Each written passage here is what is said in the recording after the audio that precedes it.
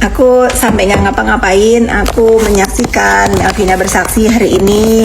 Aku mengucapkan apresiasi banget terhadap kesaksiannya Melvina, karena tidak kurang tidak lebih begitulah yang dia rasakan ya. Keren Melvina. Nah, terkait dengan nama aku disebut-sebut terus, kalian jangan bilang kok komentar terus karena nama aku disebut-sebut ya. Aku perlu memohon maaf kepada Melvina karena aku sudah mengatakan dalang ya, walaupun itu konteksnya bercanda. Seperti aku suka dibilang dalang sama kubu si terdakwa ya.